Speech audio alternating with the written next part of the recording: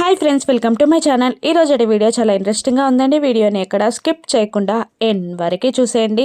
పంతులు గారిని ఎందుకు పిలిపించారని మిత్ర అడుగుతుండగా దేవయాని మీకు పెళ్లి ముహూర్తం పెట్టించడానికి మిత్ర అక్క బావ కూర్చోండి అని అంటూ పంతులు గారిని కూడా కూర్చోమని ముహూర్తం చూడమని అంటూ ఉంటుంది దేవయాని. మరోవైపు జాను చాలా టెన్షన్ పడుతూ ఉంటుంది. అక్క ఇంకా రావట్లేదేంటి అని అనుకుంటూ ఉంటుంది. ఇక మనిష నీ జాతకం తీసుకురాపో అని దేవయాని అంటుండగా అలాగే ఆంటీ అంటూ మనీష తన జాతకాన్ని మిత్రా జాతకాన్ని తీసుకురాగానే ఇక పంతులు గారు ఆ జాతకాలని పరిశీలిస్తూ ఉంటారు. అప్పుడు దేవయాని వారం 10 రోజుల్లోపు మంచి ముహూర్తం పెట్టండి పంతులు గారు అని దేవయాని అంటుండగా పంతులు గారు 2 నెలల వరకు మంచి ముహూర్తాలు లేవమ్మా అని అనేస్తాడు. దాంతో అరవింద జయదేవ్ నందన్లు చాలా సంతోషపడుతూ ఉంటారు. ఇక 2 నెలల టైం అంటే లక్ష్మికి తనని తాను ప్రూవ్ చేసుకోవడానికి మంచి సమయం దొరికినట్టేనండి అని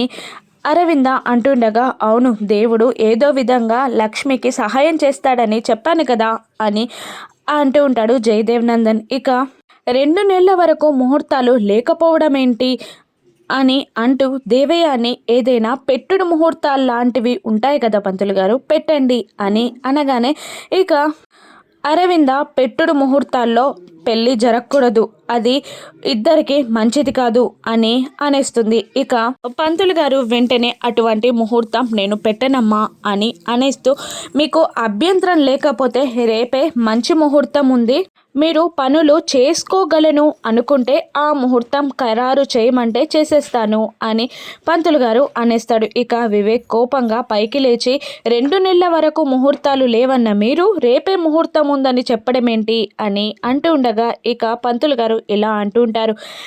ముందుగా మీరు వారం 10 రోజుల్లో పెళ్లి ముహూర్తం పెట్టమనేసరికి రేపున్న ముహూర్తాన్ని నేను చెప్పలేదు బాబు, పైగా ఈ 2 జాతకాలకు సంబంధించి ఆ ముహూర్తం చాలా మంచిది, ఈ ముహూర్తంలో పెట్టిన పెళ్లిని ఆపడం ఎవరి వల్ల కూడా కాదు, అందుకనే అంటున్నాను, అంతటి దివ్యమైన ముహూర్తం అని అంటుంటారు పంతులు గారు. ఇక రేపే పెళ్ళి అంటే పనులు ఎలా జరుగుతాయి, పనులు చేసుకోవడానికైనా టైం కావాలి కదా అని అరవింద అంటుండగా జయదేవ్ నందన్ కూడా ఇదేమైనా బొమ్మల పెళ్ళి అనుకుంటున్నారా, 2 జీవితాలకు సంబంధించిన పెళ్ళి, చాలా ఏర్పాట్లుంటాయి అని అంటుండగా మిత్ర మాత్రం ఆ ముహూర్తాన్ని ఖరారు చేయండి పంతులు గారు అని అనేస్తాడు. దాంతో అరవింద జయదేవ్ నందన్ జాను వివేక్ షాక్ అవుతూ ఉంటారు. ఇక పంతులు గారు అలాగే బాబు అని అంటూ ఉండగా దేవయాని లగ్న పత్రికను కూడా ప్రిపేర్ చేసి చదవండి పంతులు గారు అని అనేస్తుంది. ఇక లగ్న పత్రికని ప్రిపేర్ చేసి పంతులు గారు ఇలా చదువుతుంటారు.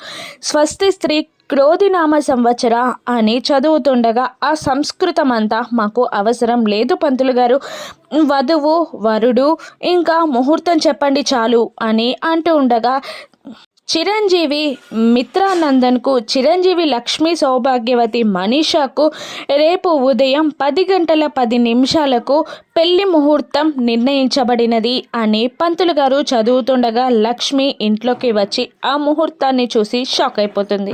ఇక దేవయాని పంతులు గారిని మీరు రేపు వచ్చి పెళ్లి జరిపించండి అని అంటూ శామ్ రా రా రా కరెక్ట్ టైంకి వచ్చావు, నీకు మంచి గుడ్ న్యూస్, రేపే మిత్రకి మనీషాకి పెళ్ళి అని అంటుండగా డల్గా ఉన్న శామ్ని చూస్తూ మనీషా ఏంటి నీకు హ్యాపీగా లేదా అని అంటూ ఉండగా దేవయాని నీకన్నా ఎక్కువగా తనే సంతోషపడుతుంది, నీకు తెలీదా ఆ విషయం అని అంటూ అవును ఇప్పటిదాకా ఎక్కడికి వెళ్ళావు అని దేవయాని అడుగుతూ ఉండగా అరవింద మాత్రం కోపంగా మీరు కూడా బయట నుంచే వచ్చారు కదా ఎక్కడికి వెళ్ళారు అని అడిగేస్తుంది.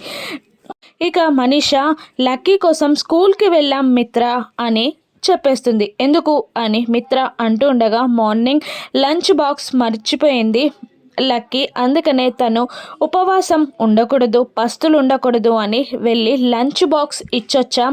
అక్కడ ఒక తమాషా జరిగింది ఏంటో తెలుసా, జున్నుని వాళ్ళ ప్రిన్సిపల్ ఫాదర్ నేమ్ అడుగుతుంటే చెప్పట్లేదు ఆ బాబు. జున్ను తల్లి ఆ బాబుకి ఫాదర్ నేమ్ చెప్పలేదనుకుంటా.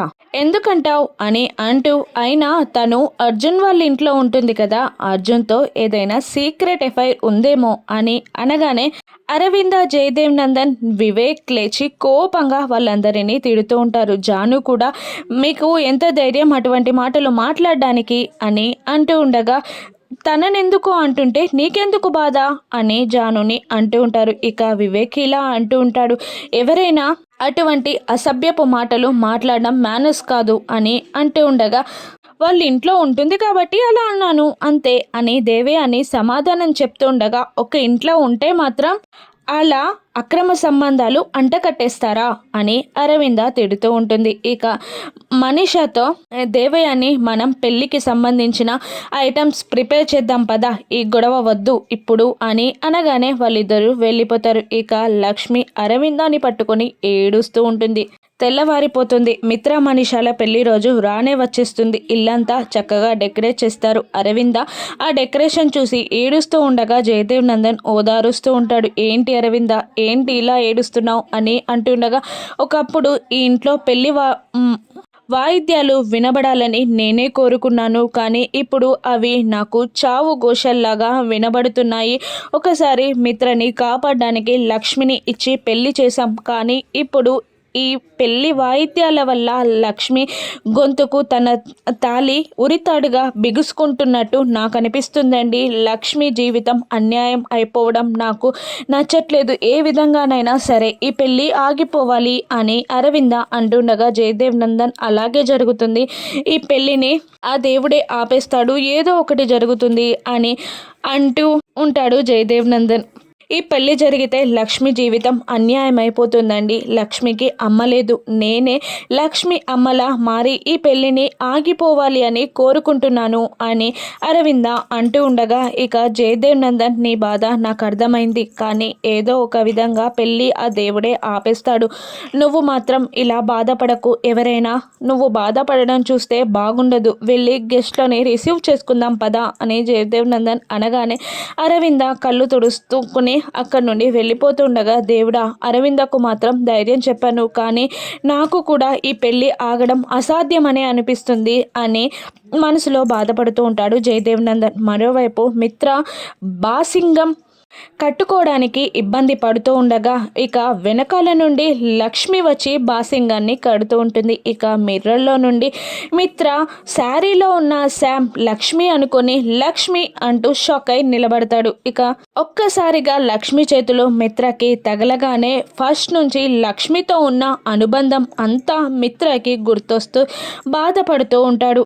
లక్ష్మి అని మిత్ర అంటుండగా, నేనండి శామ్ని అని లక్ష్మి అనేస్తుంది. సారీ, ఒకేసారి చూసేసి లక్ష్మి అనుకున్నాను అని మిత్ర అనేస్తాడు. అప్పుడు శామ్, ఏంటండి మీకు ఈ పెళ్లి చేసుకోవడం ఇష్టం లేదా అని అంటుండగా, అటువంటిది ఏం లేదు అని అనేస్తాడు మిత్ర. ఇప్పుడు మీ భార్య ఇక్కడే ఉంటే ఈ పెళ్లి చేసుకునే వాళ్ళ అని లక్ష్మి అడుగుతుండగా, ఇక మిత్ర తను చనిపోయింది అని అనేస్తాడు. వివేక్ పక్క నుండి వీళ్ళ కాన్వర్జేషన్ అంతా వింటూ ఉంటాడు. ఇక మళ్ళీ లక్ష్మి ఇలా అడుగుతుంటుంది, లక్ష్మి బ్రతికే ఉంటే ఇక్కడే ఉంటే అని అనగానే షాకింగ్గా చూస్తూ ఉంటాడు మిత్ర. అప్పుడు లక్ష్మి, అదే మీ చుట్టుపక్కలే ఉంటే అని లక్ష్మి అనగానే, తను నన్ను మోసం చేసి వెళ్ళిపోయింది అని మిత్ర అంటుంటాడు. ఇక లక్ష్మి బాధగా మిత్ర వైపు చూస్తూ ఉంటుంది. ఇక మిత్ర దానికి ఏదో సమాధానం చెప్పబోతూ ఉంటాడు. లక్ష్మి ఏ విధంగా ఈ పెళ్లిని ఆపనుంది, తనే లక్ష్మినని మిత్రకి పెళ్లి సమయంలో చెప్తుందా, లేదంటే మనీషా బండారాన్ని బయట పెడుతుందా, మిత్ర లక్ష్మి ఒక్కటి కానున్నారా? రాను ఎపిసోడ్స్లో చూద్దాం. Thank you for watching.